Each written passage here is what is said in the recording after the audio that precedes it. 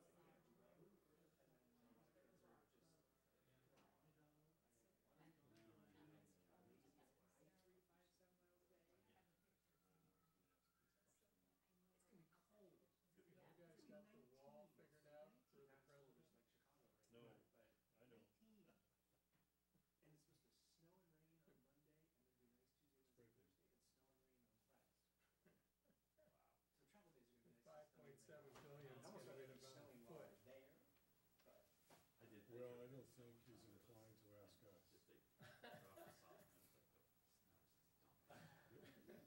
You know, I got a cousin in Southern Arizona. Oh no, this is they have one day where Said, they have a bus. his daughter was in Arizona. Oh, you have somebody you say You'd be shocked. It'd be some two-car garage house on one side of the border, and on the other side of the border, a residential house outside that garage. Yeah, but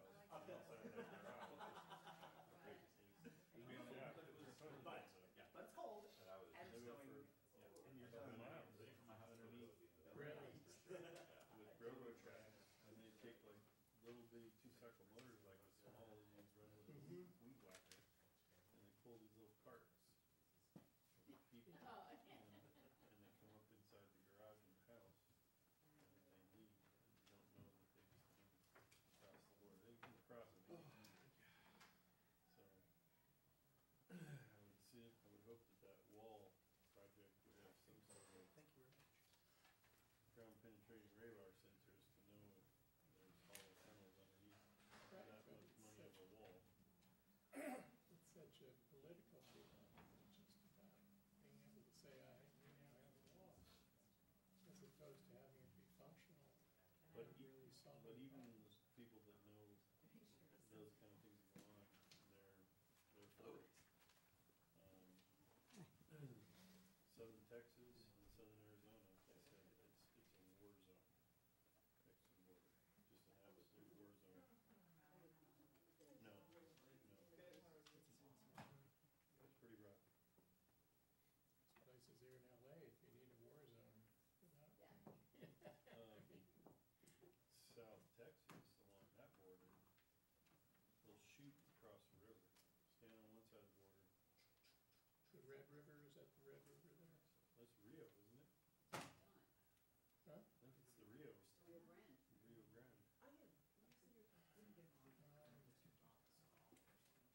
Okay. But they have people having stray bullet injuries on the American side of the border, because bullets coming across the border. Hello. Hello. I know. How are you? I'm fine. Are you all better? You know what? This one was hard to get over. I still am not 100%. I was in Sacramento over the weekend, and I came back like I had traveled the world.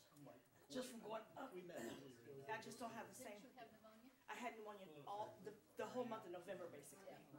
So, walking pneumonia first, and then in the hospital. Are you still on medication? No. Well.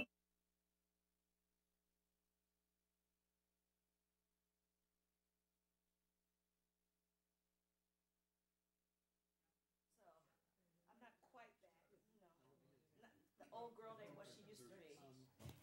I like your hair. Testing. Mic 11, mic 11. Oh no, I had a really, really bad bout in 2014. Like I was hospitalized for almost 8 days. And All right, since then, mic 10, mic 10. can't win for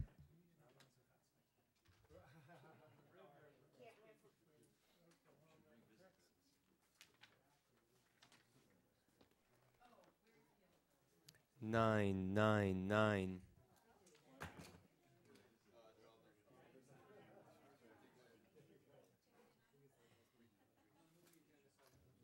8, 8, 8. 7, 7.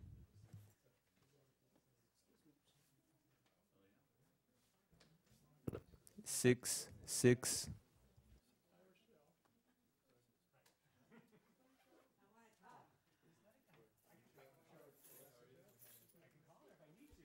5, 5. 4, 4.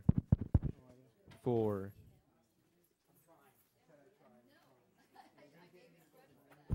3, 3. 2, 2, 2.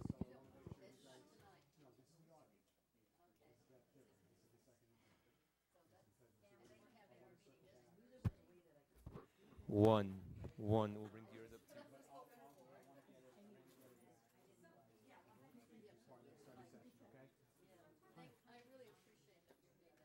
Okay. Yeah, it was like my head spinning, but I was like, oh wait, I got it. And it was okay that I said it on the microphone? Yes.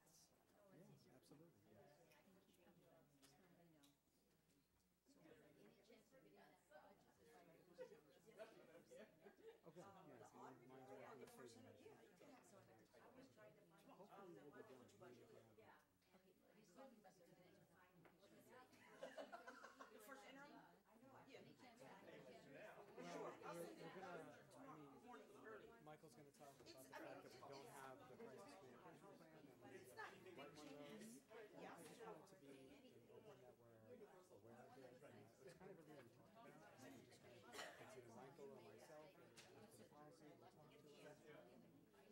Right, so there's two different plans that are mentioned that we need to have both of those. Okay, and that's, and we'll just make direction to have it, and that's it. You know, I don't think we need to change it, I just think we need to have them defined. I mean, everything in that plan, that when a plan, I mean, in the board policy that refers to a plan, we have to have the plan, right? Right, so we'll get, but that was the meeting plan, right? Because if it's crisis one, that's we don't even have. Okay.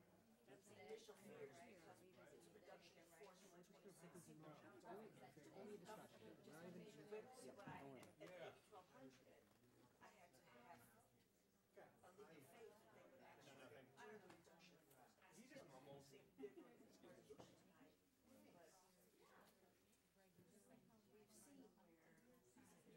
we've seen where until they're actually paid off.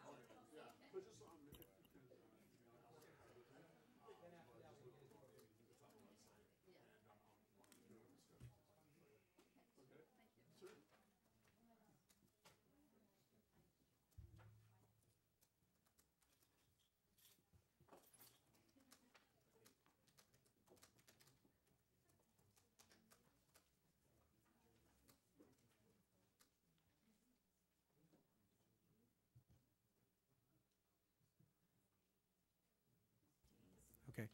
Ready, sir? Good evening, everyone. Welcome. I'll call the meeting to order. Can I have, who is trying to desperately hide in the back, but Principal Chris Regan, can you lead us in the flag salute? Sure. Thank you. You want me to go up there, or can I do it from here? Do it from here. All right, put your right hand over your heart. Ready, begin. I pledge allegiance to the flag of the United States of America and to the republic for which it stands, one nation, under God, indivisible, with liberty and justice for all.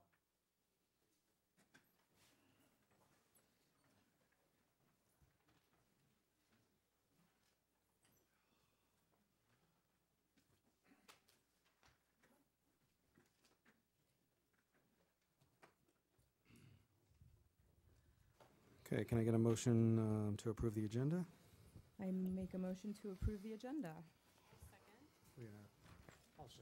We need to move the item. And to move item 11A to after public comment. Thank you. Mel, can you second that again? Are you okay with that? Thank you. Okay. Moved by Tristan, seconded by Mr. Spitz. All in favor? Aye. Opposed? Thank you. Motion carries. Dr. Breggy, report of closed session action. In closed session, the board took action to issue notices of non-reelection to probationary certificated employees identified by the following employee numbers: ZU 9137258, UV 2397305, RQ 6751777, QK 6737184, BU 9790224, DA 3349222, RP 3023513, CP 8818742, WU 9945743, pursuant to the Education Code 44929.21B, effective at the end of the 2018-19 school year, and directed the superintendent or designee to send out appropriate legal notices. Also in closed session, the board voted 5-0 to approve OAH case 201-808-0037. In closed session, the board voted 5-0 to approve 0AH case 201-8100-254. In closed session, the board voted 5-0 to approve the settlement for student number 4002673. And in closed session, the board voted 5-0 to approve OAH case 201-805-0503. And finally, the Board of Education voted 5-0 to enter into amendment number 1 to the agreement between the City of Beverly Hills, ARB, and Beverly Hills Unified School District to abandon the oil wells formerly run by Veneco. The total ARB contract is amended to $12 million, of which the district would be responsible for $6 million. And that's it. Thank you. Agenda hearing period. Okay. I have Ethan Smith, and I have ceded time to him, so 6 minutes, please.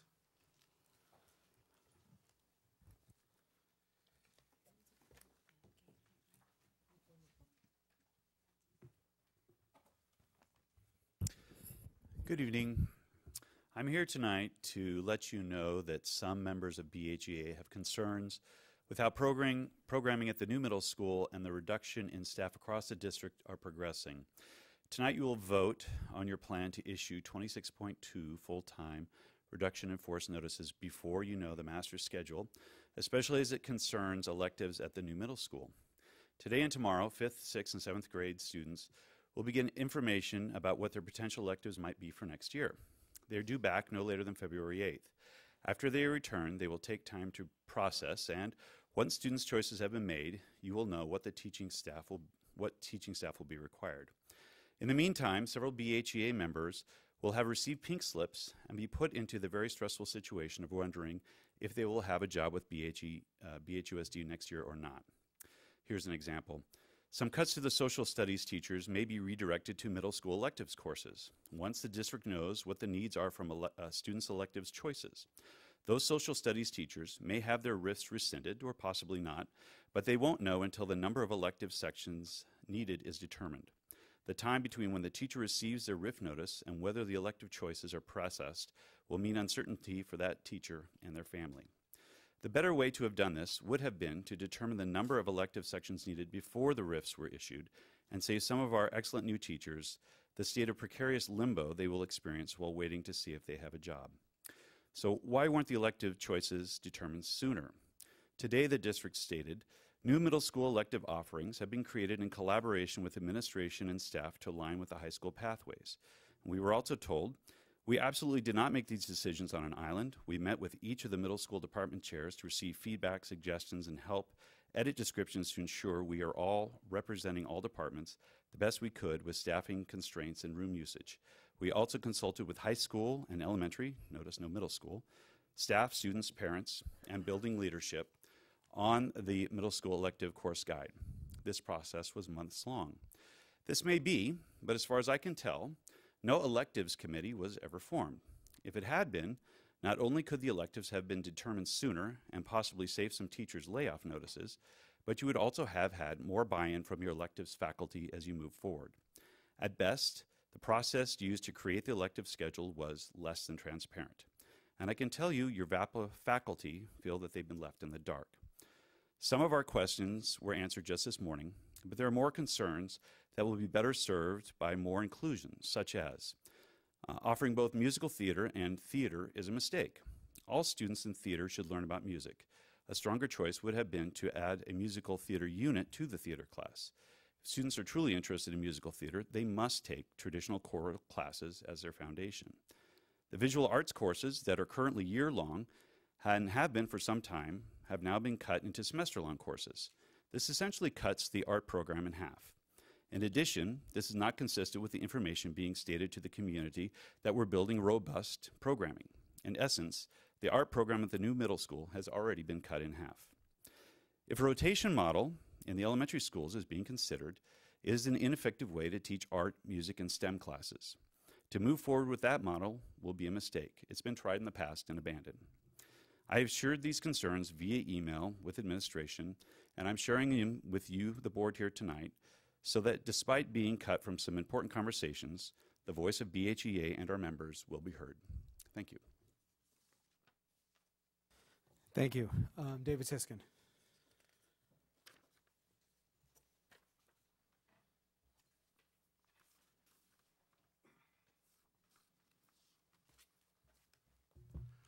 Thank you. Good evening, President Margot, school board members, and district office staff. I'm David Siskin. I'm on the BHEA Board of Directors, and I'm also an 8th grade history teacher at Horace Mann. And I've got kind of a short version of what Ethan just expressed. I would like to speak to you tonight about the reduction in force notification on tonight's agenda. As it stands, the district is offering next year's middle school students a menu of 40 electives to choose from. These choices are not due into the school sites until Friday, February 8th. Once received, these requests will have to be tallied and processed, and then teacher assignments will have to be made. In short, with that many classes up in the air, I don't see how it is possible that the district knows tonight exactly how many middle school teachers it will need. So I'm asking the school board to table item 10A, the resolution to discontinue particular kinds of services until such time as the elective process has been completed. There's no need to unnecessarily issue RIFs to teachers prematurely. Thank you. Thank you, sir. Rita Azizi.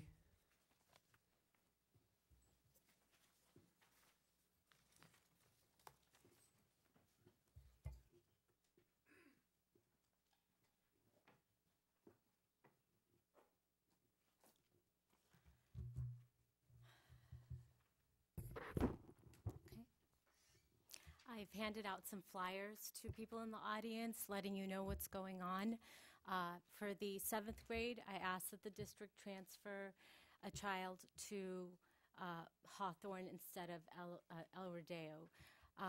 For a plethora of reasons, this child now needs to be returned back to El Rodeo. In August of 2018, the Beverly Hills Unified School District approved the transfer, and they said he can go back to El Rodeo. In December, just 4 months later, when we wanted to take them up on the offer, the Beverly Hills Unified School District revoked their approval, and they are not allowing him to transfer back to El Rodeo. The reason they are not allowing him to transfer is because it's the same students at El Rodeo, and I don't understand why that's not a reason to transfer him back. All of his friends and his social network are at El Rodeo. I have retained an attorney, and she has advised me to file a lawsuit. I'm a first-generation Beverly Hills resident, and this child is a second-generation Beverly Hills resident. I don't want to use my tax dollars or other Beverly Hills residents' tax dollars to have a district attorney battle me in court, and I don't want to make it part of a public record as to why this child needs to leave Hawthorne so urgently. This child has missed so many days of school at Hawthorne. He's an 8th grader. There's 4 months of 8th grade left. I'm asking him to please be returned back to El Rodeo, and the district is not allowing it. They say send him to Horseman, where he knows nobody. And a faculty member at Hawthorne screamed at the child and said, either go to Horseman or get homeschooled. No, this child should not be homeschooled. He's a social child. He's a model student. He's never gotten into trouble his entire 9 years at El Rodeo and Hawthorne. Why should he be homeschooled? Why should he go to Horseman? He doesn't even live near Horseman. He lives near El Rodeo. I've repeatedly asked that the district transfer him back to El Rodeo, and they are refusing, and this is unfair because his friends at El Rodeo tell him there are kids who don't even live in the district who are attending El Rodeo. Why can't you attend El Rodeo? And he keeps asking me, why have they revoked their approval? Why don't they transfer me to El Rodeo? And I don't have an answer for him. El Rodeo has the most space. There are 713 students at Beverly Vista. There are 537 students at Hawthorne. There are only 528 students at El Rodeo. There's space at El Rodeo. That's where his social network is. That's where he thrived. That's where he got good grades in the past. It was a mistake to move him to Hawthorne. I don't understand why for the next 4 months the district is resisting moving this child back to El Rodeo. This 4 months might not be a big deal to you all, but it's a very big deal to this child. I'm pleading with you to please consider moving him back to El Rodeo. Thank you. Electra Palado?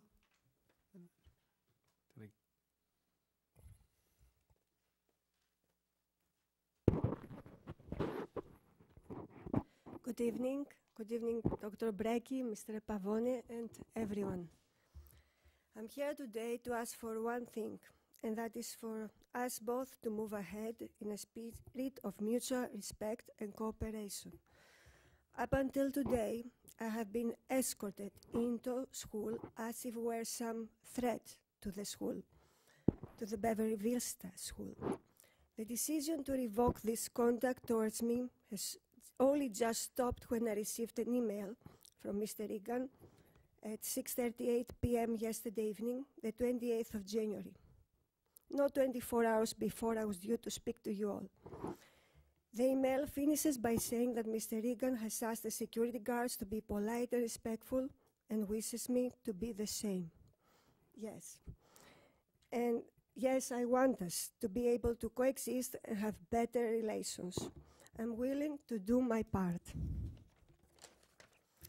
But I want to take this opportunity to let the school know that their behavior up until now has been entirely unacceptable, and it was a responsibility to conduct itself more professionally towards parents and not marginalize or discriminate against them.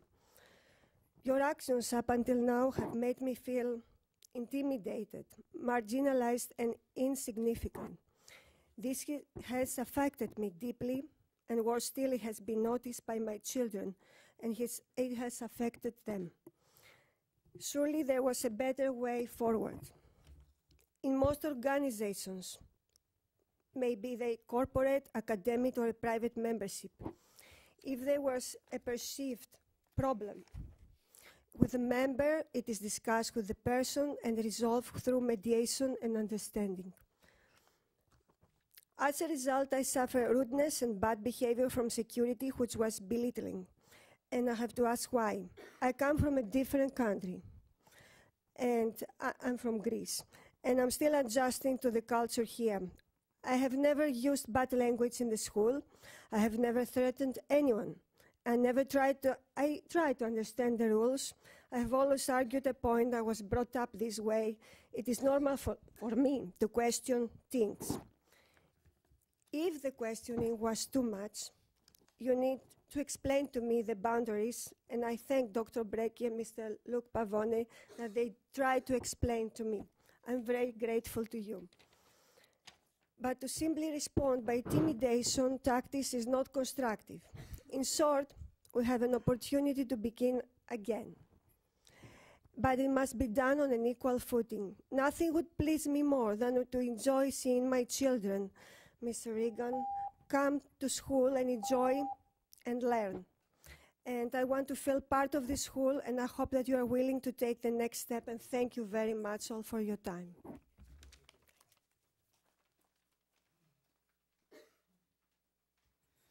Okay, we are moving over to the audit report. LaTanya, you.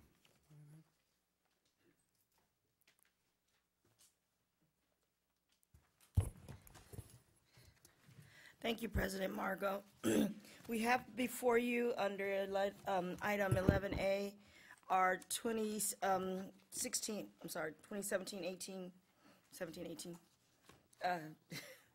getting them confused, audit report. The financial statements referred to above and within present, referred to above present fairly in all material aspects the respective financial position of the governmental activities. It is a unmodified report. It's a very clean audit report. The highlights, and our auditor is here to answer any questions and speak before you for a little bit. But our expenditures reduced, which means that we tightened our belt a little bit. We reduced expenditures by almost 4.4 million. Under page 9 of the audit, the auditor talks about factors that are bearing on the district that we are working on, our reconfiguration, the salary increase, as well as the auditor gives us and mention of contributing, pre-funding our OPEB liability at 2%. So with that, I'm going to have Hadley come forward and any questions that you have for him or me. And I'd also like to introduce who you know, my Director of Fiscal Services, Angelique Villaflor, who is also here to answer any technical questions. Well, so good evening. My name is Hadley Hui. I'm partner in charge of this audit and for Moss Levy and Hartsheim. Like LaTanya said, we issue a modified opinion for the district financial statement this year, which means we believe the statement that we present here is not materially mistake and is present according to general accepted accounting principle. All right. Beside the financial statement that we render our opinion, we also have a couple more reports that we also issue and render our opinion on it. Is one of the report is the federal compliance report. It's on page 88 to 89, toward the back. The district receives federal funding, so every year we have to pick some federal dollar to test, and this year we're testing the special education cluster. And same as the financial audit, we don't have any issue related to the money spent on the special education, and there's no internal control issue over the compliance for the federal dollar. The other report we issue is the state award there were about 16 state compliance steps that this CDE requires to test this year. Example is like attendance, the unduplicate count, report, instructional minutes, instructional material. We don't have any issue. We also issue a modified opinion, so no compliance testing over the state award. And we have some recommendation in the back is related to, I think district already implement those recommendations. It's like adding a position for the payroll to do pay raise just to make sure that there's a separate person. It's more like segregation of duties. So there's already has the people hire about that. Yeah, yes, the board approved, when it approved our budget, us hiring another accounting technician in the department. We just don't have enough people to segregate all the duties. So our payroll person was also doing the salary tables, and so the person who actually pays shouldn't actually create the salary tables as well. So we knew we have that position that you already approved that we are looking to fill. And then I think the director of purchasing is already hired also, so that will. Yes, I should have invited her to come. We were fortunate enough to, after 2 or 3 flyings of the director of purchasing position upon the retirement of Diane Richards last year, we were able to hire Gilda, I cannot pronounce her last name, but she is a long-term seasoned purchasing veteran from Glendale Unified. She's already seen, I am just significantly excited about her bringing us into the 20th century with our purchasing procedures and policies. So I think, yeah, besides that, is there any question? Let me start down. Sean, did you have any questions on that? Okay, Mr. Spitz? Yes,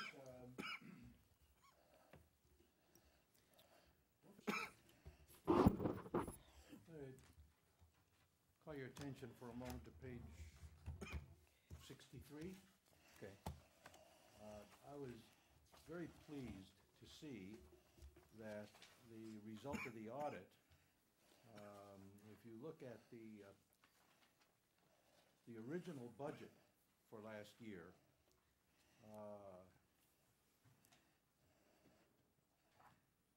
forecasted that there would be a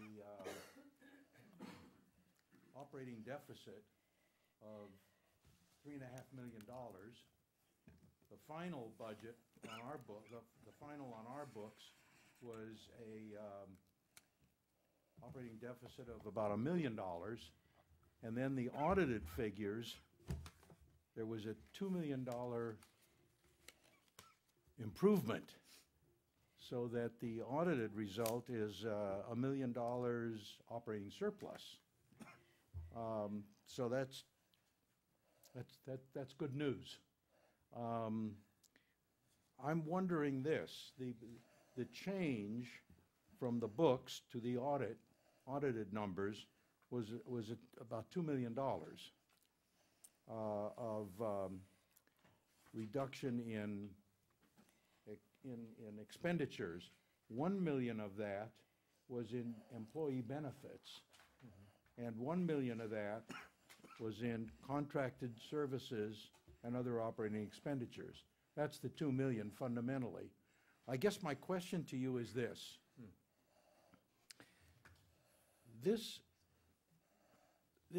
This change from the unaudited to the audited numbers has been repeated in past years.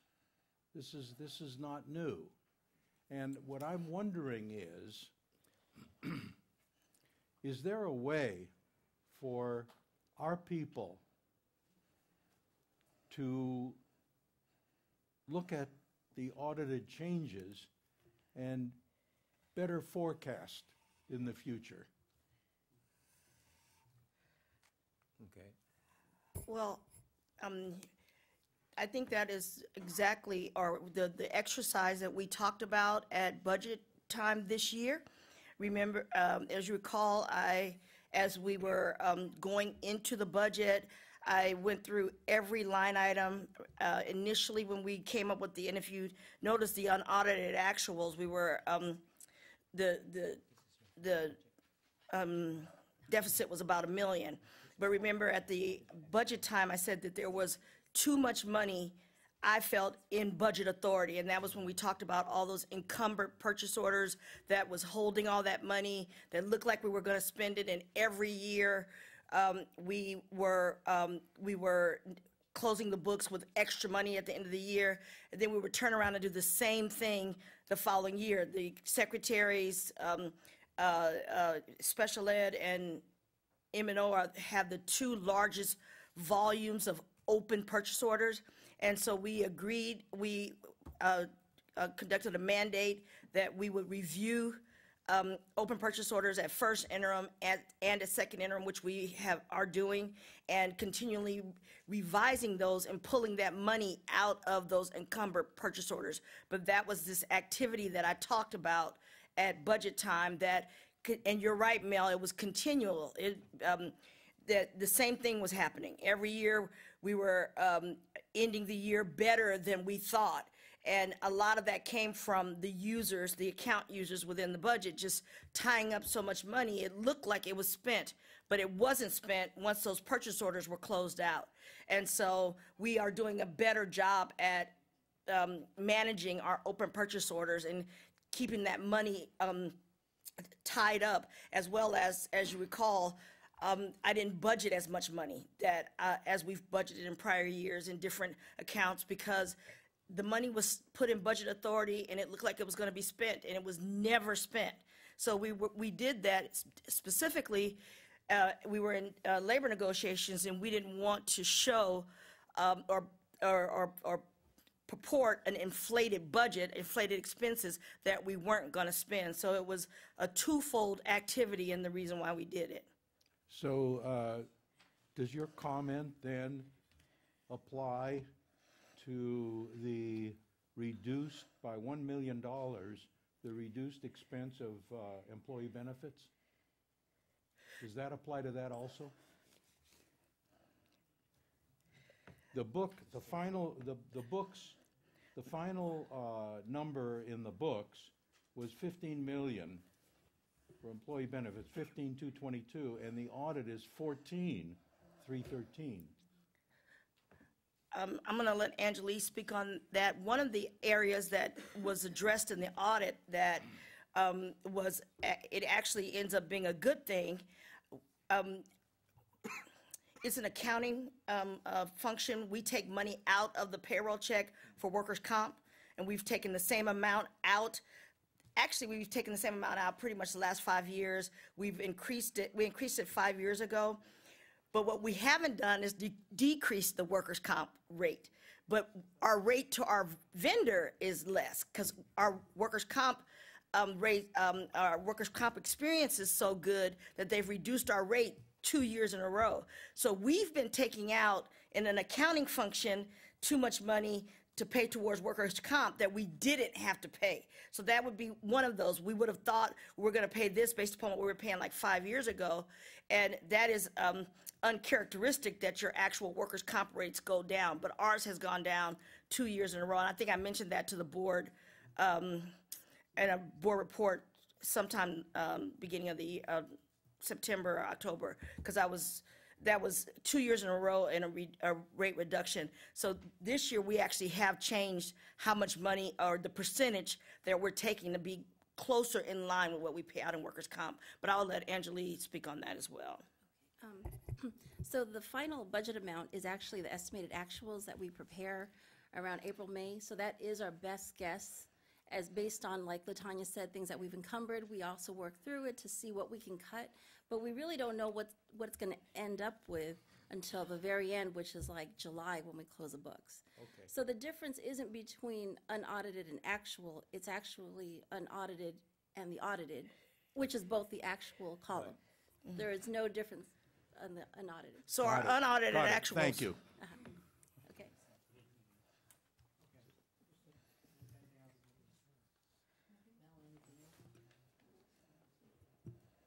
Can I just ask my colleagues, does anybody have specific questions for Hadley, or just the business office? Okay. So, Hadley, do you want to add anything else? I don't need to keep you here if you know, if there's anything else you'd like to add, recommendations moving forward. You've been doing this for a while. We've seen you, you know, we've changed, you haven't. I mean, like whatever we normally recommend, the fiscal service department try to, you know, like get it done or improving. So I mean, like I see that every year. So. And I'll get to that in my comments, but thank you for noting that. Okay, as far as since my colleagues have questions for staff, it seems, if you need to be somewhere else, you yes. On the Yeah, procedures. is this for Hadley? Yes. Okay, then hang out for a minute. We'll That's get fine. to you after Tristan's done. I Go just ahead. have one No, question. Rochelle, I'm going to go to Tristan first, and then then go ahead. Do you have a question for him? I don't actually have questions, I just had comments. I think that the recommendations are reasonable. I think that these are things that we can implement. And I like what I see, that we're in a positive position versus a negative position. I think to the extent that we can continue really being attentive to our numbers and making sure they're tight, making sure that POs are closed in a timely manner, we should continue to do that. Thank you. One of the things that I've talked about before, and it wasn't just hyperbole, is it takes you about 4 to 5 years to really know a budget, especially one as complex as ours. I mean, where you really understand line items. I've talked to the board before about districts where I knew money hadn't come in at a certain part of the year or something like that. And so refining these expenditures was something that was definitely on target to do, should have done probably, I would say if I wasn't underwater, maybe 3 years or 2 years ago, but definitely this year with all that we had going on, tightening those expenditures and not overinflating the budget is the way to go. Thank you. Okay, go ahead, Rochelle. Ask a question regarding the procedures that are here and whether, I don't know if you were here in previous years for that, I assume that you were. Have any of these recommendations been there from previous years, that they've been sort of the same? And have you noticed any changes in them over the years? Yes, I think like the payroll, we've been trying to, like the director of purchasing, we try to recommend that. I think it's implementing this year. So, yeah. I'll make a comment, but if you wanted to let them go. You have the floor. You can finish up. Well, I'm kind of concerned about a couple of these, and one is the paying the invoices in a timely manner, and I guess I'm just addressing that to our own staff. It bothered me because I think it goes to credibility of our community and of our school district. So that really bothers me, that I'm being told that we're not paying our bills on a timely basis. And the other policy that bothers me is when we are we doing enough about when we change orders? Are we doing enough about the rebidding and getting a good bid on when we change the orders? So these are the two things that I'm seeing here that are kind of, and I didn't know if these are some things from the past or is this something brand new? And I wanted to maybe get some question answered on that. I could speak on that just a little bit. You'll see the same comments in the performance audit for Measure E. And a lot of the late invoice payments are the construction payments, but prior to our current team, the old board knows, the old board members and those, how many problems we had reconciling change orders and getting construction payments out under the old project management group who was here in early 2017, and a lot of those are, I mean, we just finished, I think with our attorney, settling some invoices that had gone all the way back to January 2017, December 2016, but that was poor management of the construction program. Those are the change orders that you're referring to as well. But the method of procurement that we're doing now with the GMAX procurement method, it forgoes a lot of that was happening. The board was very upset and continually questioned the number of change orders that were coming before them, and they weren't being reconciled on the construction side of the house. And LACO is not going to let us pay anything that isn't reconciled, doesn't match with the contract, the board approval, the work, and so on. So that's what that is referring to. Ms. Acker? I don't really have any questions for the auditor. Thank you for your work again on this year. I just did have a question, a general question in regards to the audit committee, the finance committee. I'm not sure if I know that the board received the audit on Friday. It was posted, right, around 5 o'clock or so.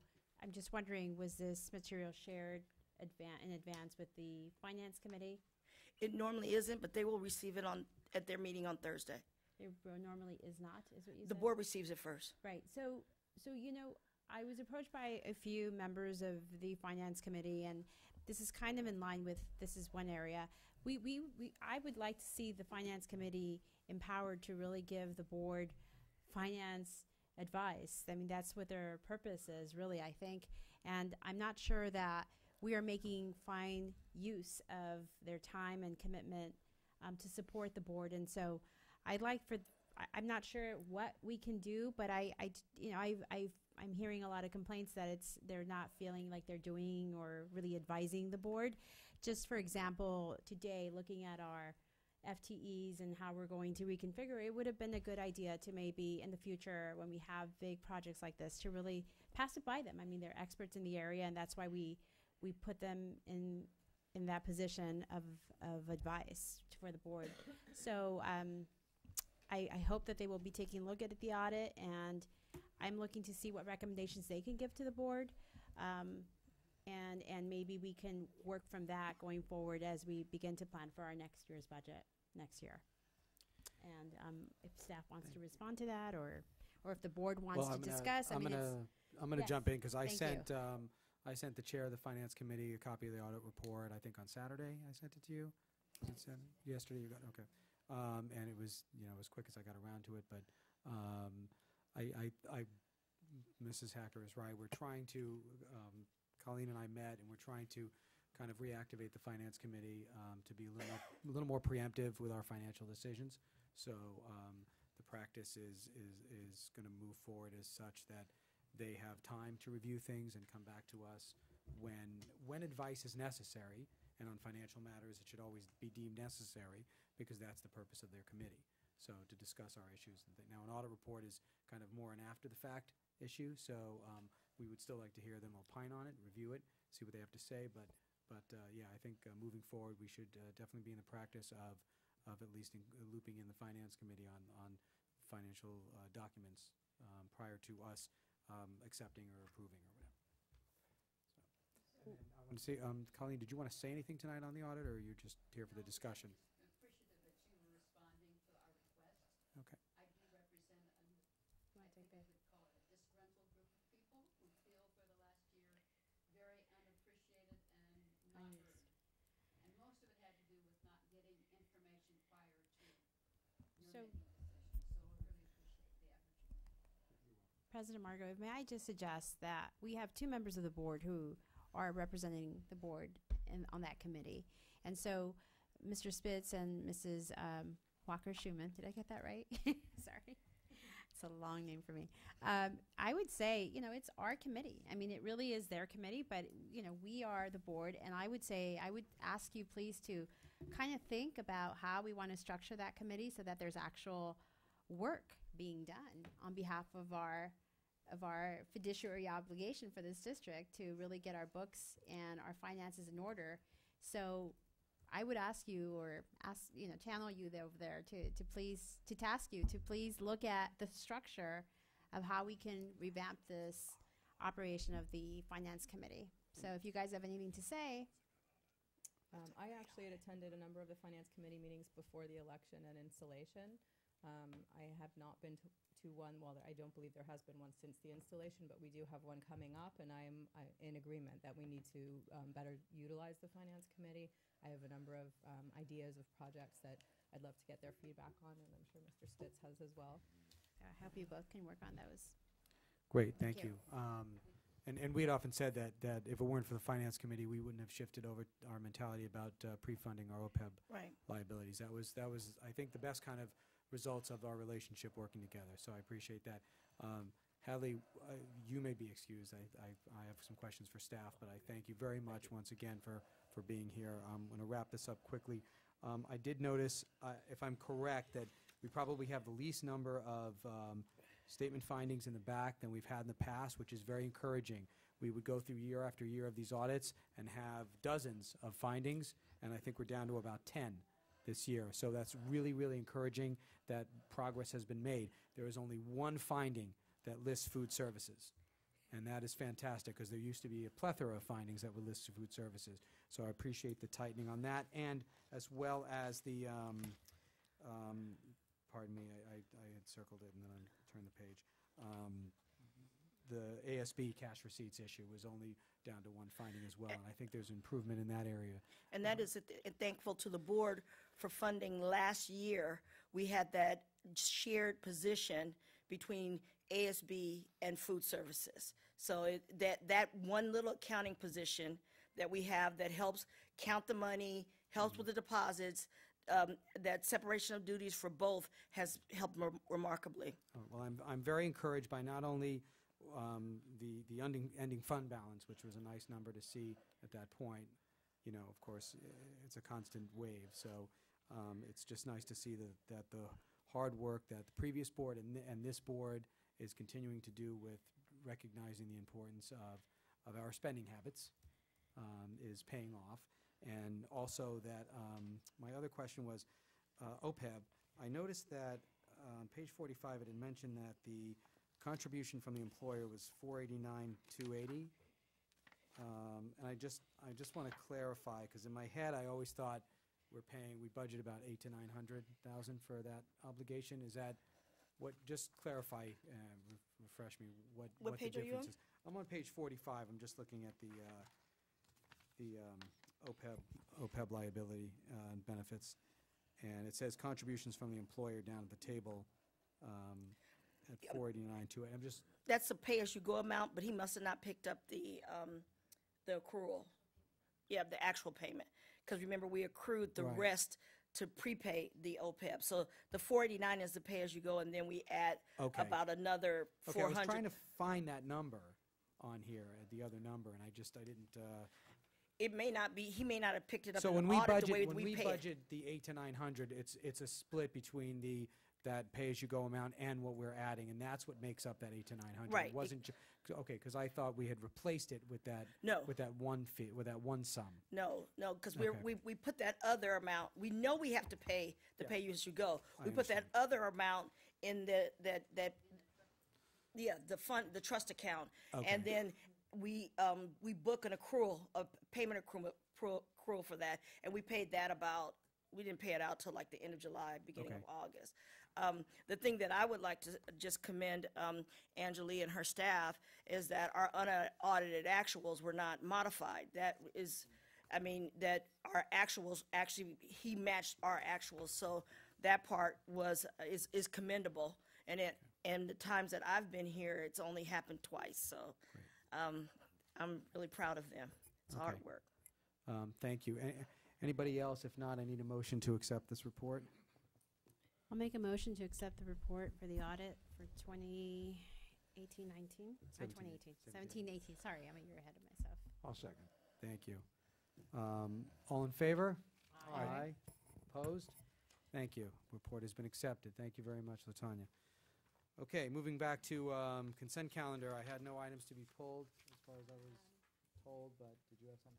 I just wanted to pull I just had a question on, let's see here, is the item, the GATE program. I know that I had asked a question, I just wanted to clarify, I wanted to come back. I think it was 3, it doesn't say 8. On the transmittal, I think it talked about the GATE program, is that correct? It doesn't say it here. Which number are you referring to? Yeah, I think it's, The one the with problem is it. 8F and Is it 8E. 8E and 8F were, So yes, it's 8E and 8F, that's correct. they are the conductors that we, Okay. Can absolutely. I, So, can I move? Hold on a second. So I you want wanna to pull those two? Please. Can I move? E and F are getting pulled. Can I move approval of the consent calendar with the exception of E and F? I'll second. Thank you. Moved by Mr. Spitz. Moved by Mr. Spitz, seconded by Mrs. Hacker. All in favor? Aye. Aye. Opposed? Okay, thank you. We'll move over to item 8E. Can I get a motion for discussion, please? Make a motion for discussion to discuss 80 and 8F. the $800. Well. Okay, we have a motion. I need a second. I second. Thank you. Moved by Mrs. Hacker, seconded by Mrs. Walker-Schuman. Okay, now, floor is yours, Mrs. Hacker, on this. So, I just want to clarify, because I know that I had asked this, but it's still unclear to me. May I borrow that, Mrs. Yeah. Curtis? Thank you. So is this part of the GATE program? Because the answer that I got back was that we're utilizing GATE dollars to pay for these two services or service providers. But the question I have is this exclusive to GATE? And it seems like it's not. It seems like students have to, I guess I'm trying to find out, why are we paying for GATE?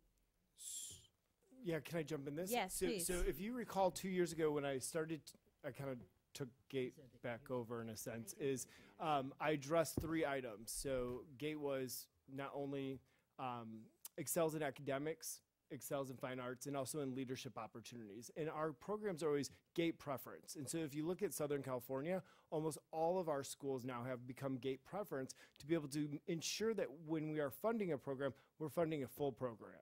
Meaning, if I have 20 spots, say, in the culinary arts program at the high school, from an extension of that high school curriculum down to the students, if I only have 10 students sign up, why are we spending that and not allowing access for other students, that open access point, for other students to then also have access to that curriculum to be able to push them?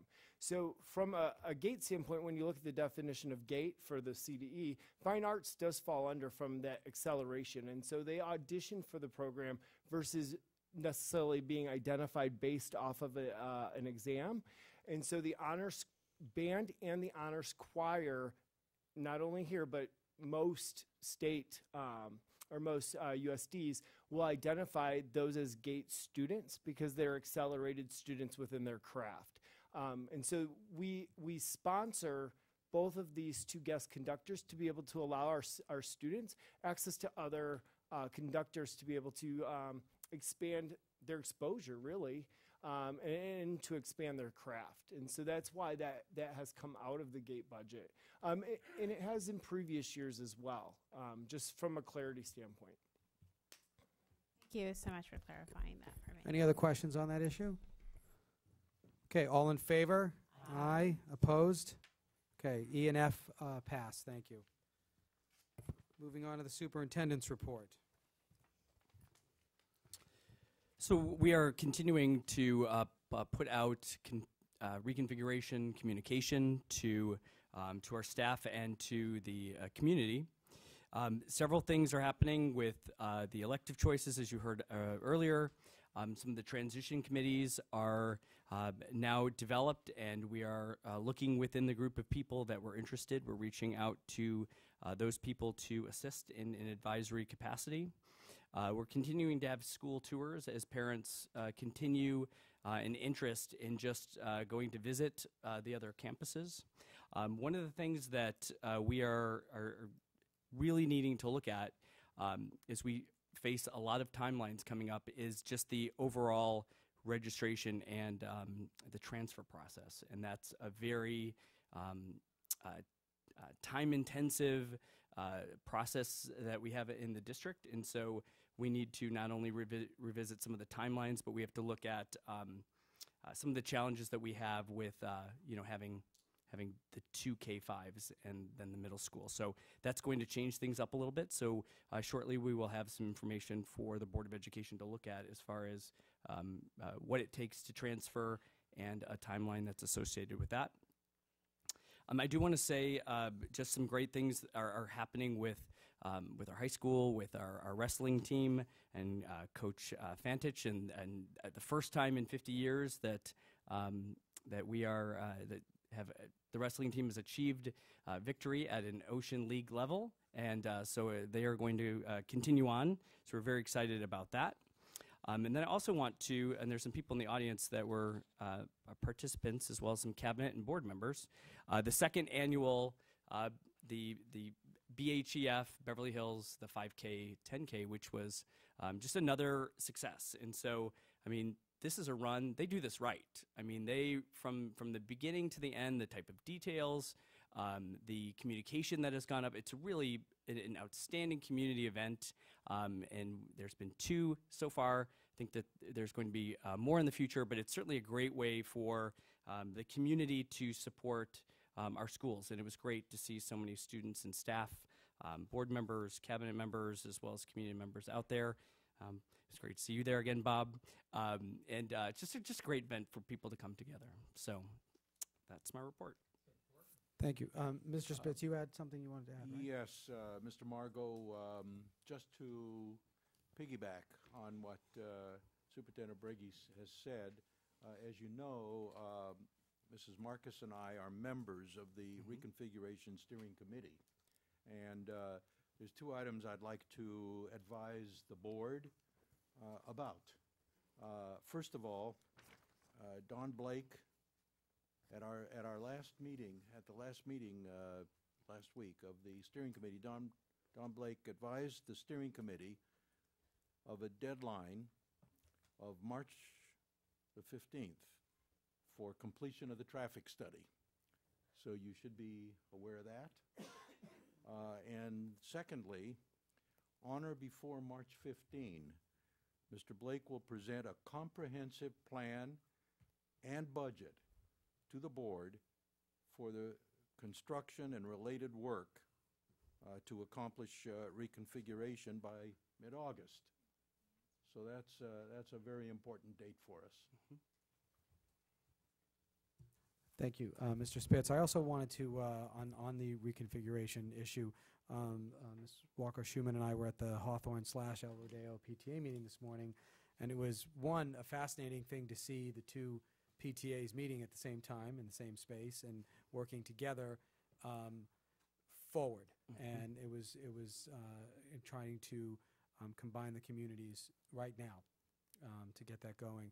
There was an excitement in the air. Mr. Allen spoke, Ms. Kaber spoke about what's going on at the schools and what will be going on at the schools. And and we just kind of sat back and listened. We weren't involved at all in the conversation. And it was all just kind of unraveling in front of us, and it was refreshing to see.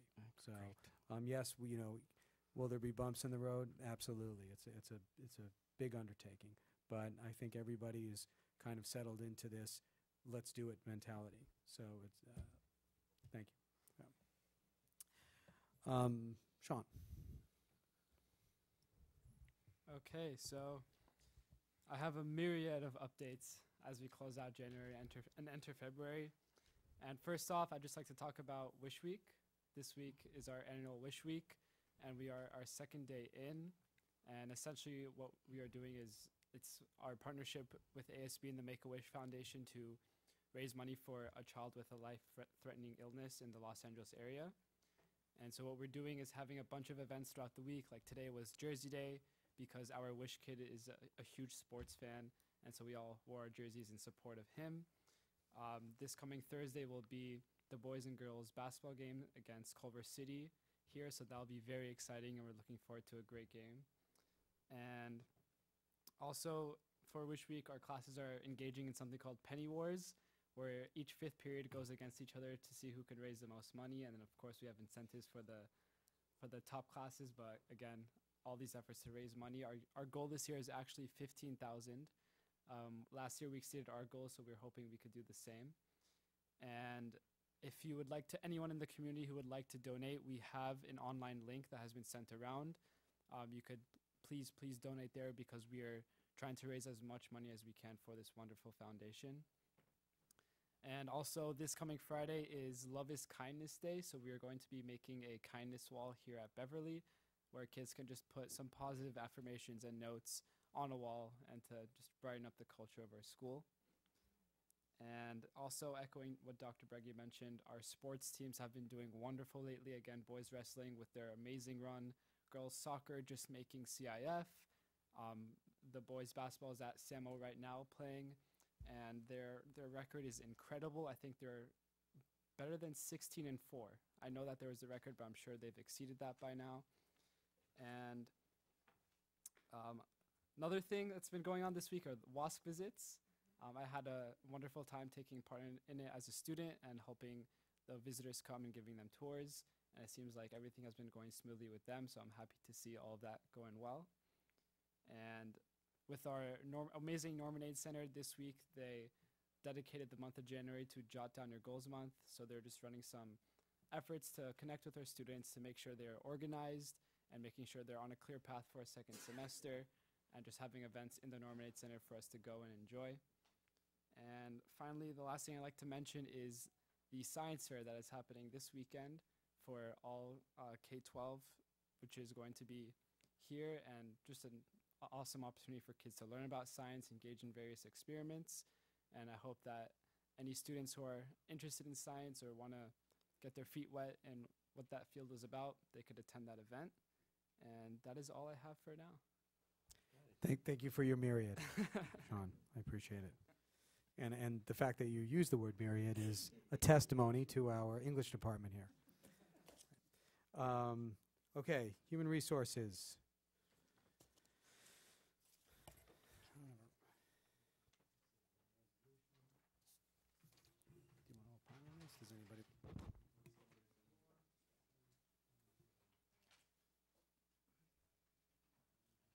Are you looking for a motion, Mr. President? Would love a motion.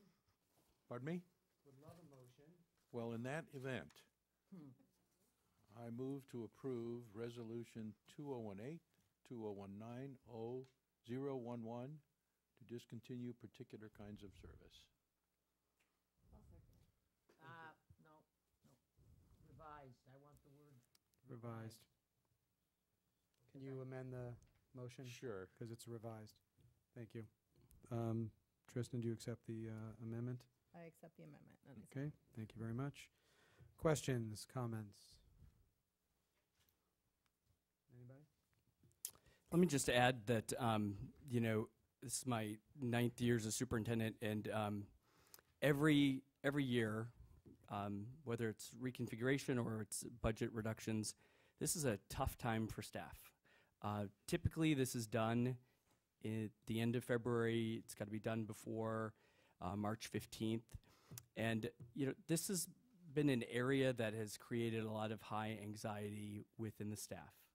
After I announced who the leadership teams would be for administration, it was very clear that with discussions with teachers and BHEA that more communication about this process, knowing who's going to be here teaching, what teaching assignments would be, what schools the teaching assignments would be located in, that surfaced very early. And so while this work is typically done, a month away from now, we've spent a great deal of time on the staffing issue.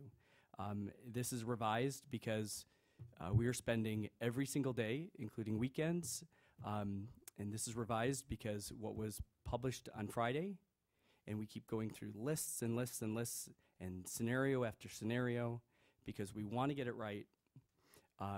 We also want to be able to meet requests about where people are going to be next year.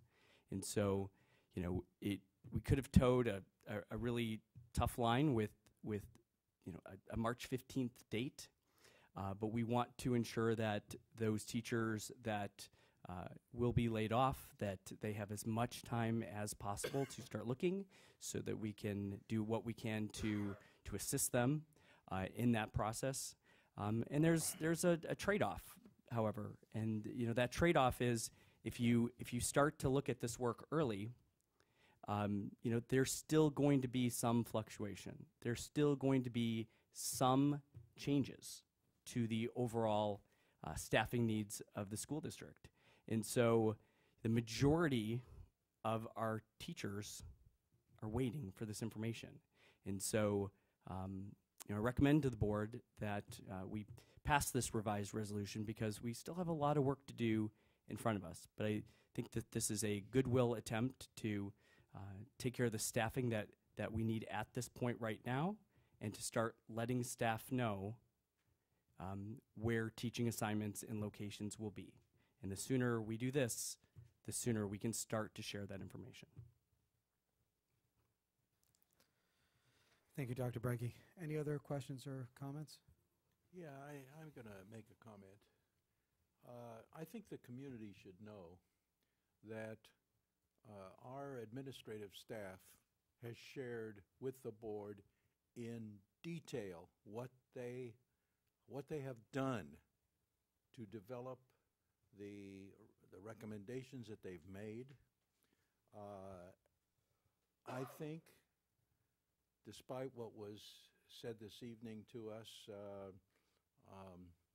in public comment, I'm amazed that staff has been able to achieve all that they have achieved in the short time level that they have.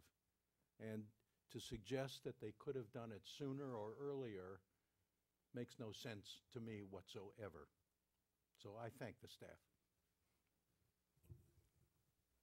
Anybody else? Just a couple comments. Ken? Please.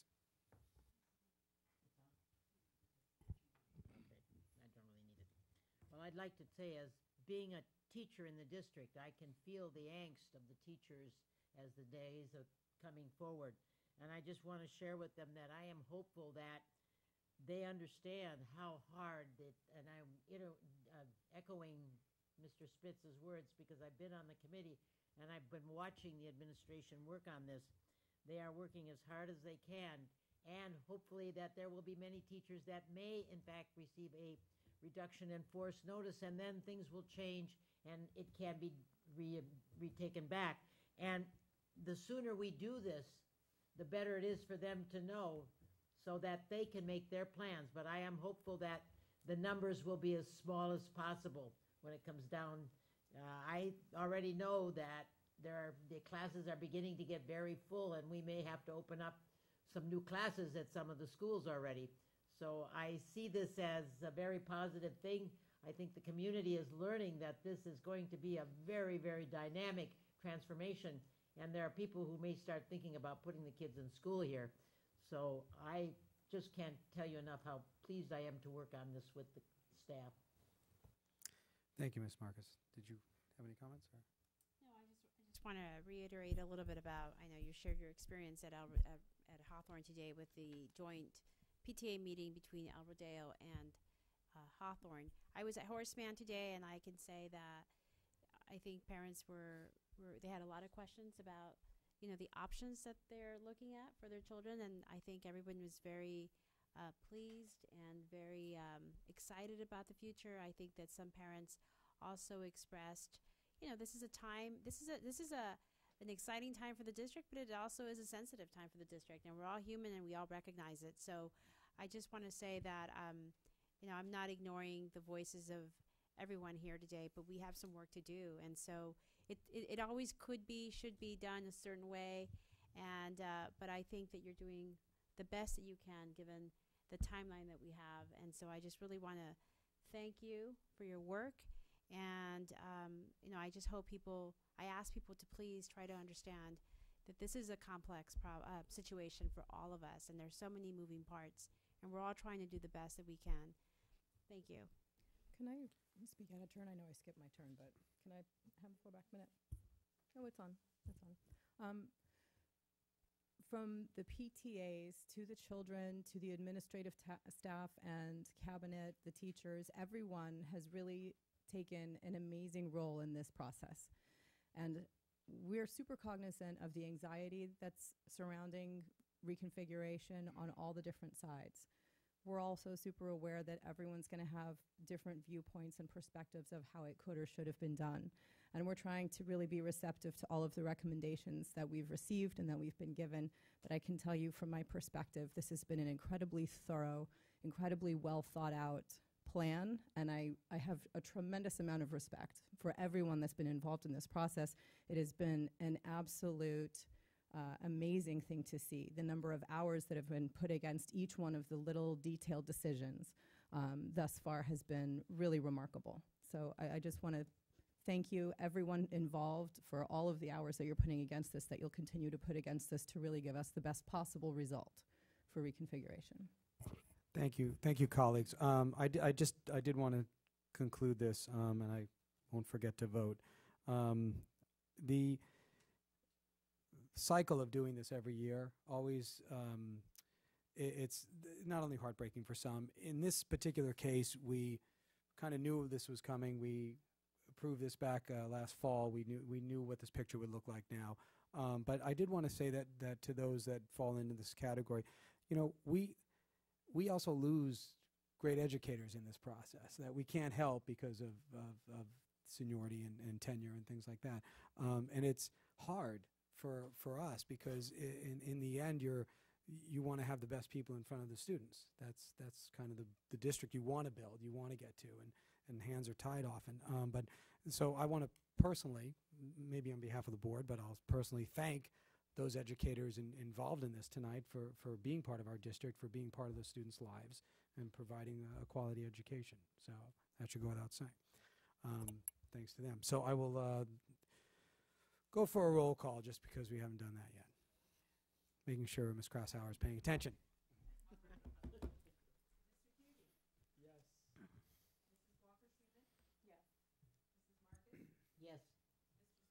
Yes. Yes. Yes. Thank you. Motion carries. Okay, moving on to planning and facilities. Get a motion for item 12A. Okay, I'll make a motion to approve, for the approval of the amendment to lease the agreement with Williams Scotsman for the rental of interim housing at Beverly Hills High School. I'll second it. Thank you. Any questions on this, colleagues? I did ask staff the question about the portables at El Rodeo since it came up, and the answer I received is that those are planning on being removed as soon as possible, as soon as they're emptied. So, well, as soon as they're emptied. We don't want to say the first day. Okay. Thank you. Can I? I'm sorry, we motioned and seconded that already. Thank you. Excuse me. Okay, all in favor? Aye. Aye. Opposed? Thank you. Motion carries. Item 12B. Make a motion for the ratification of change order number 1 to the agreement with Fast Track Construction for Horace Mann Phase 4 site work. So moved. Any questions? Okay. All in favor? Aye. Opposed? Okay. Motion carries. And moving on to board policy.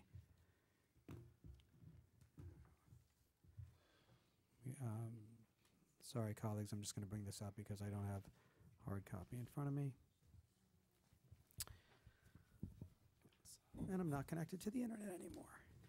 Yay. Oh, here we go. Thank you. Okay.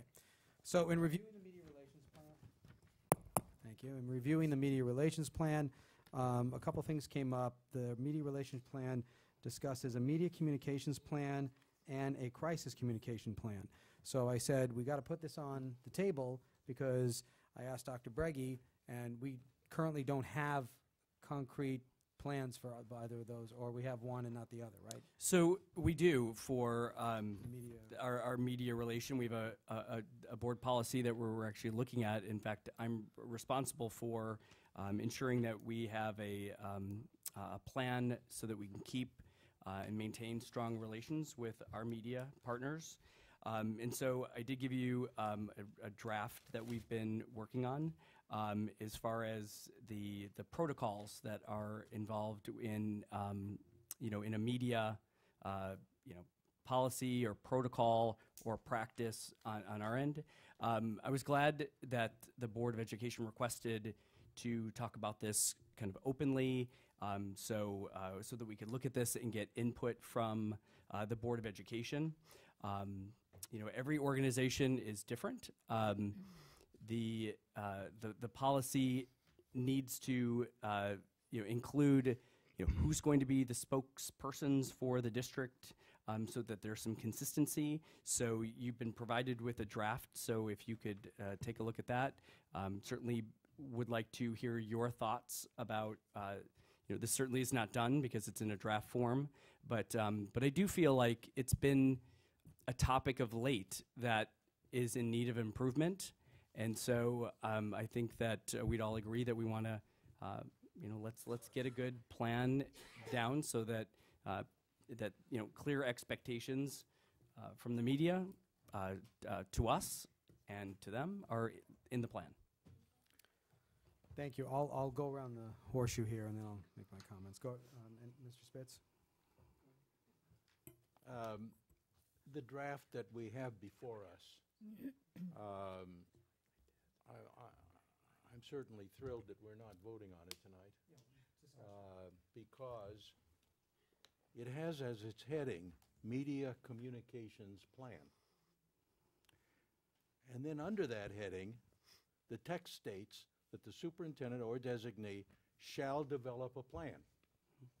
Well, the policy statement should say what the plan is, describe it. We don't need a policy that a plan is going to be developed. So what I would say is this: as I read this draft, everything is in the draft that needs to be there. The draft needs to be rewritten. It doesn't need any added text in a way that will describe the plan. It's all in there.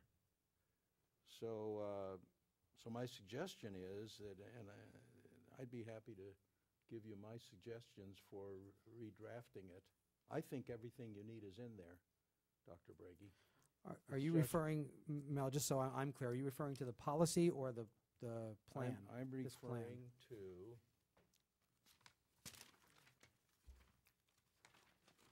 what I received, Media Relations, Media Communications Plan. Right, the policy. So you're talking about the policy, not the plan.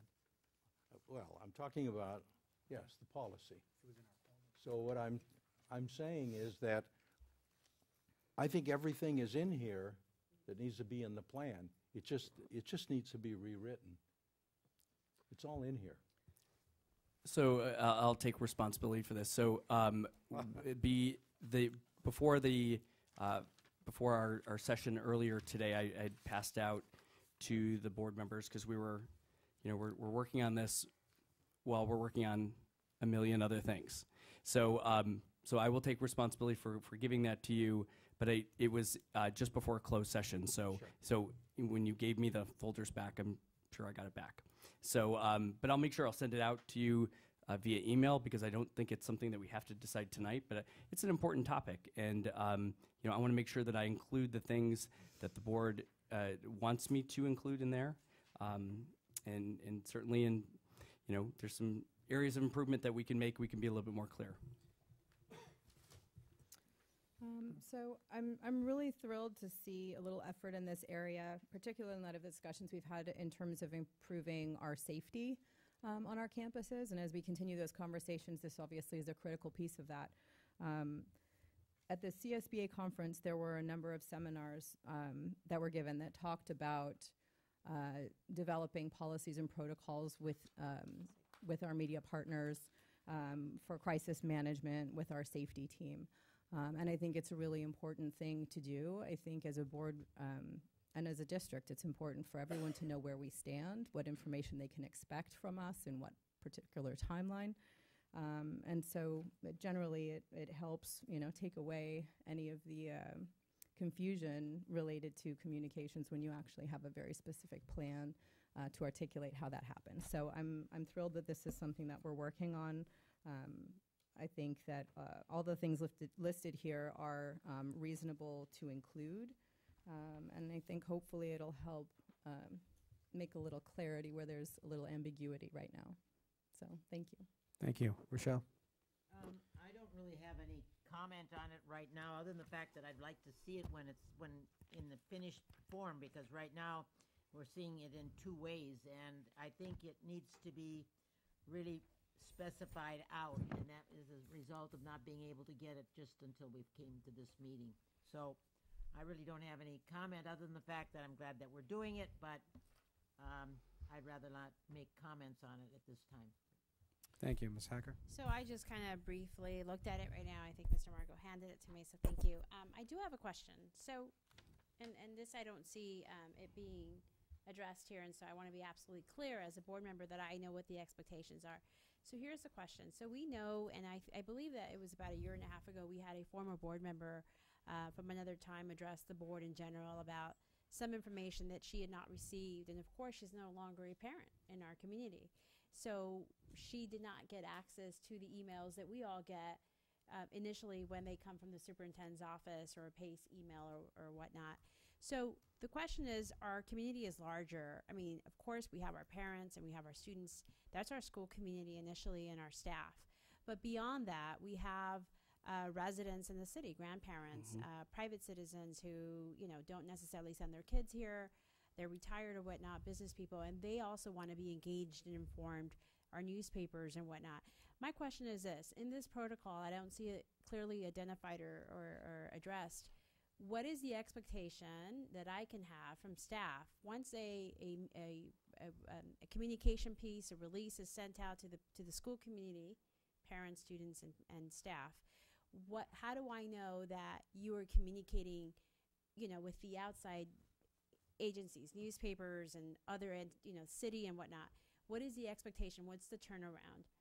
Because what happens a lot is that all of us, I'm sure, are called by different entities, and we're told, oh, we just got communication from 20 of your parents on this. Can you elaborate? Or why did you not communicate with us? And so I know that those questions will be going to the communications officer, but I think we should try to avoid scenarios like that and really understand what our process is and our expectations for our staff to get that information out to the larger community. So I'm not sure if you're ready to address that. Like for example, today there was a communication that came out. Did that go out to anybody else, or did it just remain for internal purposes, just for our school district? And why would we do that? So it's an interesting comment, because the one thing that I did recognize early on was that we didn't have as a communications platform, we don't have a place where you can, if you're a community member, and if you want to sign up because you want to get communication from the school district. And so we're lacking in that area. I mean, we are able to do that through our student information system, and we're able to do that through our staff, through our email system. But you bring up a very good point. There's a large community section. You know, use Bob as an example since he's in the front. You know, he's not an employee, and but he's involved, and you know, he's supportive in the community. But you know, unless he sees something on Facebook from the district, or you know, just happens to, you know, it really what we should be doing is like giving a list of like what all the plays are and all the musicals, and you know, pushing that out to people that might not get that information because they're not a staff member, a student, you know, and we just don't have that platform. So that's something that we, you know, that's a deficit for us. That's a large group of people. And especially with reconfiguration, you know, we made the communication a lot harder for ourselves, because you know, unless somebody was involved in some committees, you know, it was really information being just passed on. So that's something we definitely need to correct. And those, you know, it's out there and it's available, and you know, we're way behind. We should have it. I will say this.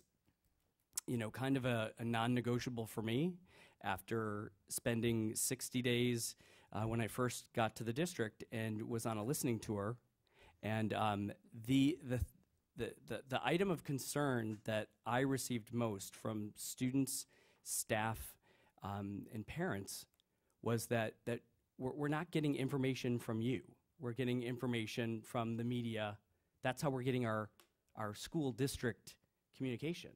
It is I still have my note. It was the largest area of concern, because people felt, especially staff, that that's the way that they were getting information was, third hand.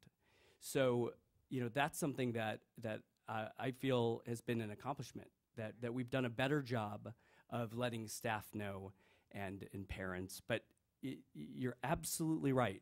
We're working against ourselves when, people like on the city council, they should be able to, sign up for information that we push to them. We really should have an app on our phones, because that's, it's information being pushed directly to you and not into, an email box somewhere.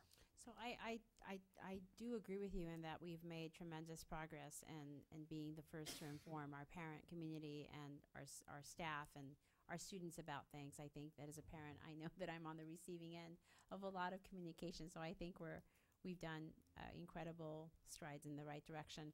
I guess what I'm also really, I want to understand this protocol, Dr. Breggy, is that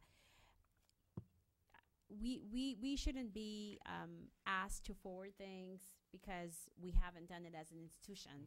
And so, for example, so we know that the Chamber of Commerce has a tremendous list of people that they communicate with, maybe having access to someone there in that organization so that we can share our information, and then it, they can hopefully distribute to all of their people.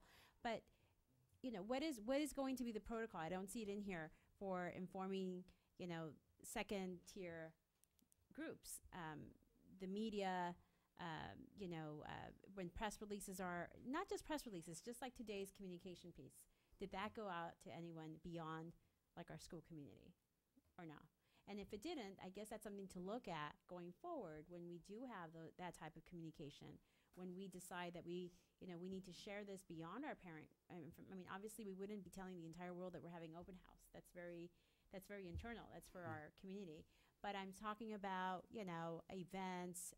This is great because we might want to attract some of our private school residents back into the Beverly Hills Unified School District, and they might see this as an opportunity to revisit that option. So if we're not really putting our information out there beyond our parent community and our staff and students, I think we need to really have an area here that identifies what the protocol will be to access and inform those media outlets and other tier groups like, City Council and the Business Chamber of Commerce and whatnot, so that we as a board member, I should say, well, that did happen, and we have a protocol in place. Or do you imagine that would be something incorporated here or not? Can I jump in? Go right ahead. So I think these are actually terrific ideas, what you're saying, and I think perhaps we can accomplish them by getting some sort of constant contact type of communication service that people can sign up for. So, because we don't want to force our communications on people, but if they want to be part of that circle, then we can welcome that and include them, and then they would be eligible to get the same things that our school community is getting. So that's a solution. It may not be the solution. Yeah.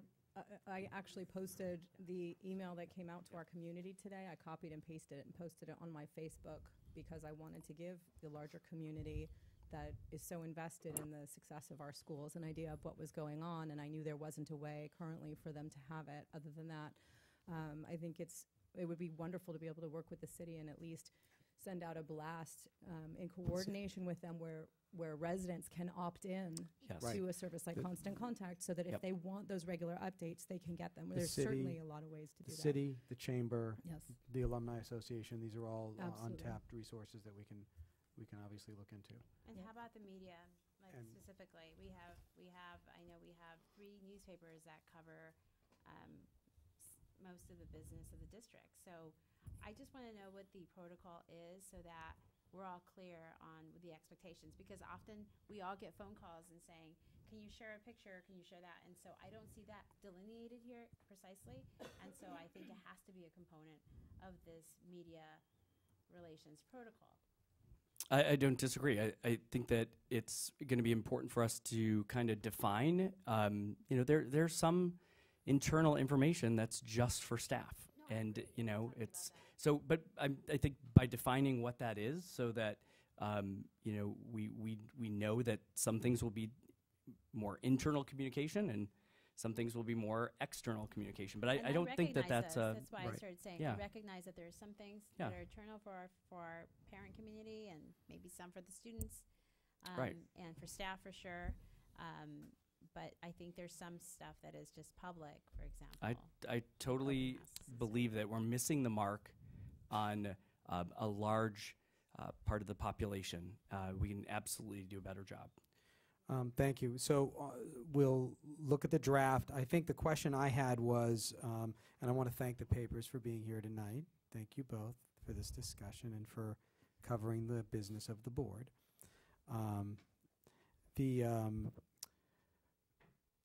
Putting the actual plan into the board policy. I don't know if no. We have to. Does the plan? Does the board policy reference the plan? Yes. Okay. We wouldn't put the plan into the policy. Okay. I just put that just right. for your reference to know that that's a responsibility. Right. I just want people to be clear about that because it's not. You can't. We could have the plan.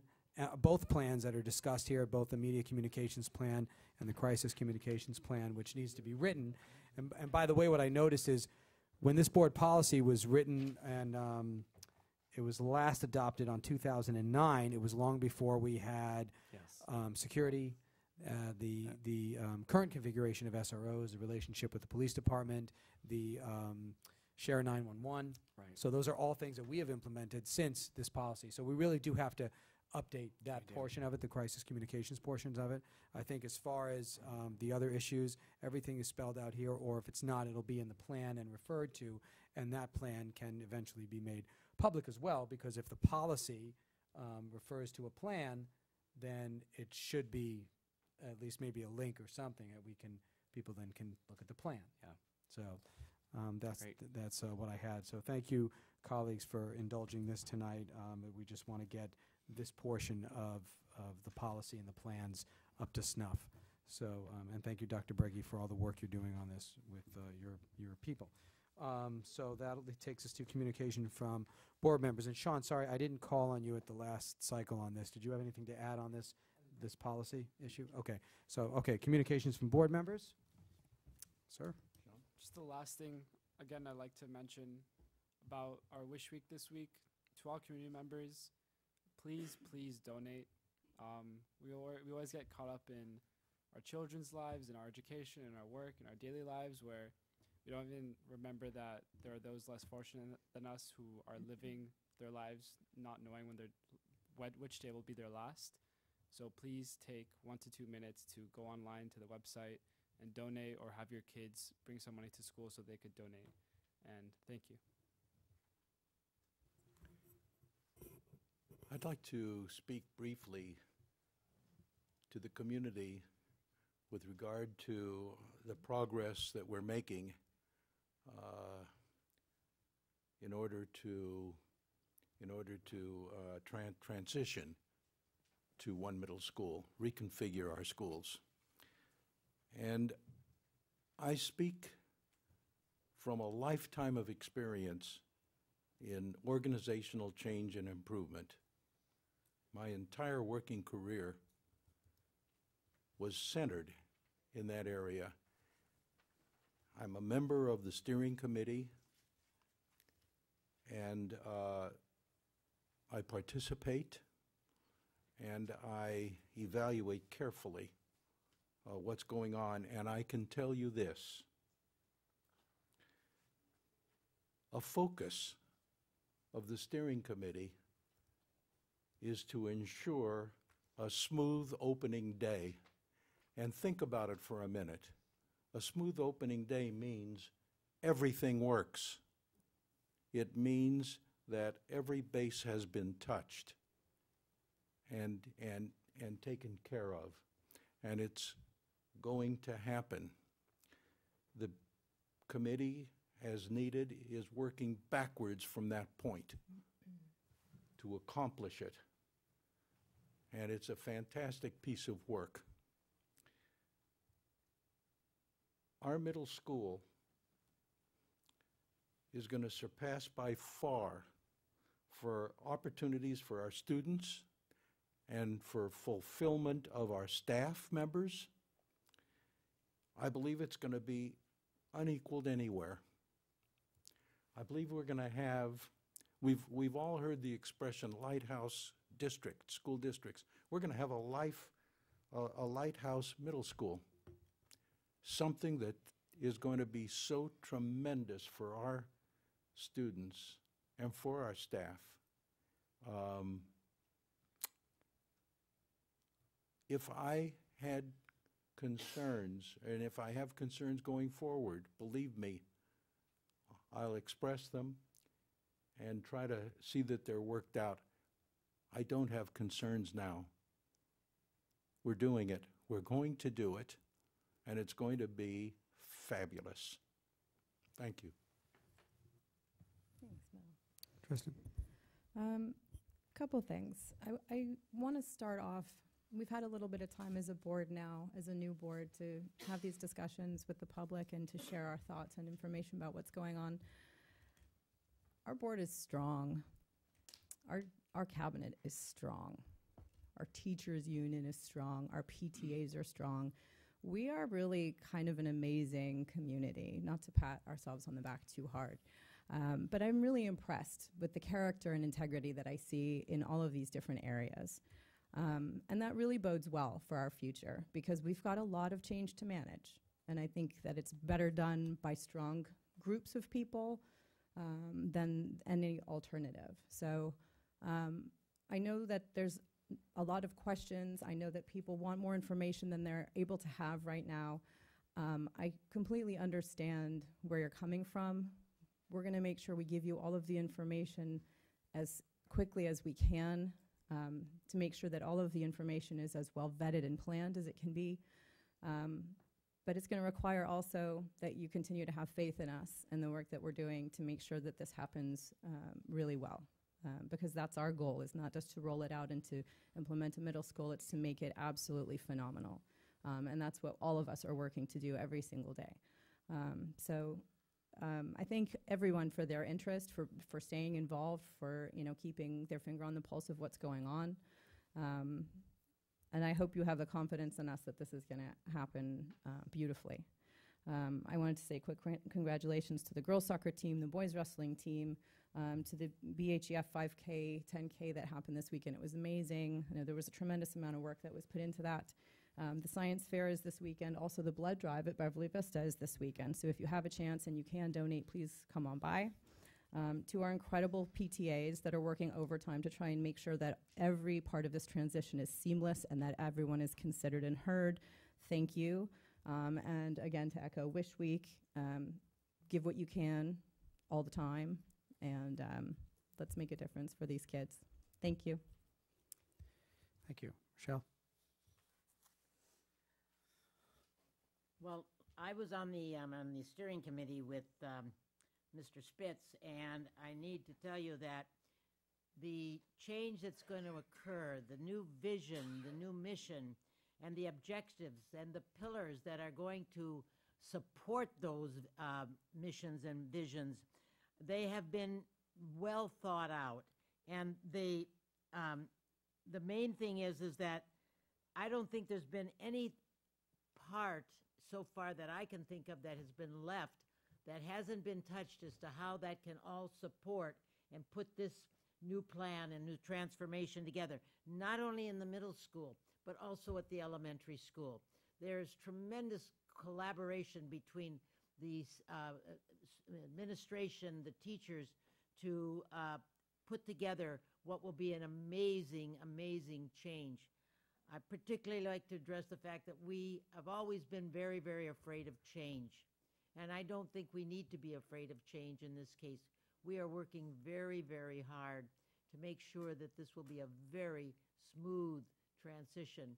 And I am, for one, I'm sorry that I don't have children coming through the school district anymore, because if I was at a private school right now and I saw what this school district is doing, I would think twice about spending tremendous sum of money to put my student in a private school when they could get it right here at home. So I think that we're going to see a change in the enrollment, and I commend the staff for what they're doing. Okay, so I just will echo what everyone to the right of me has said. I think that everyone here is well-intentioned. I think that we all do our fiduciary obligation, which is not only to verify, we trust, but we verify. And so we ask a lot of questions because the hard questions come to us. And so I just want to say that I'm so supportive of our staff. Dustin, I know I gave you a hard time. Didn't I ask you so many questions today? But it's all done with good intent. I hope you understand that, where I'm coming from. If I don't understand something, I need to absolutely ask. And I hope you understand that too, Dr. Breggy and Mrs. Chisholm and Luke and everyone. And everyone has to see my questions. But I think what Tristan has said is very true. I think we all are working very hard. And I will say that I'm not. I will say these guys over here are, and everyone, all the teachers are every day. And we ask so much of you. And so, I think this is an exceptional opportunity for us to move forward and, as I said, to deliver the best opportunities for our students, which at the end of the day is all that matters to me in many ways. So thank you for your commitment, and thank you for putting up with us and with me. And I will also say I really want to do a shout out to Mr. Mead and to Mrs. Neelys for their incredible work this week. Maybe months of preparation for this WASC accreditation visit that we're undertaking currently right now, presently in this moment. And I know that they have worked tirelessly to provide all of the information that is being required on top of reconfiguration. So I can't even imagine what Mr. Mead's calendar looks like, but we are so lucky to have so many people who are dedicated. And so really just thank you. Can't say that enough. And I'm sorry if I'm a nuisance sometimes. They'll just play back that tape now Yes, that you said it. Thank you, colleagues. I'm not going to be as kind as my colleagues. I think if we give you too much props, you might slack off. So you got to keep the pedal to the metal here till August. I will say though that when everybody here to the left of me did know that I had a lot of trepidation about making this move. I worked hard on trying to find the correct rationale to move in this direction. It took me a long time, but I did get there. When the middle school electives came out and the email came out today, it all kind of clicked into place, and it finally, I think, started to look like in the back of my mind what the vision was, that I thought if Beverly Hills is going to make a move like this is what it better look like. And it's looking like that. So I do appreciate the hard work and effort that everybody is doing, and as you continue to do it, it sounds like the board is all in agreement on that. So please continue the hard work and efforts you have to obviously put the students' interests first, and their academic and social and extracurricular experience as the number one priority as you're setting up the new district, as you're reimagining education, right? I also want to say to possibly the 75% of our country that is going to have snow days this week, apparently. So I wish them all the best, and hopefully everybody survives all of this week without too much surus. That's an Italian word.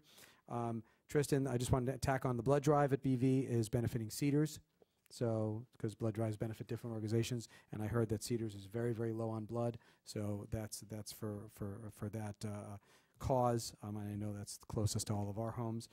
I did want to bring up with my colleagues, I was approached by a student, I will leave the student's name out of this, who's interested at creating and possibly becoming the first board intern, and to be able to work for the board in some capacity to learn the district, learn the policies as an opportunity for people. It doesn't have to be limited to one, but this student asked me, and I said, well, let me bring it up, and I'll do it properly. It's an open discussion, so here we are during board comments. So I'm curious to see if that's something my colleagues would be interested in entertaining. We can possibly discuss it next week at our study session further if we'd like. Get your ideas on this. Mel? I think it's a terrific idea. Okay. I'd love it. Okay. And I don't think it's the kind of like get our coffee kind of intern. No, I think it's going to be it's going to be possibly to start them on maybe reviewing policies, stuff on our agenda, to let them read those things and offer some insight and stuff like that. Not as a representative like Sean is, because Sean, I think, is an elected representative, but this is more of an internal kind of learning the ins and outs and stuff like that. So it sounds like a great idea. Okay, terrific. So with that, thank you everybody for coming, and meeting is adjourned. BV Talent Show starts at 7 if you want to go.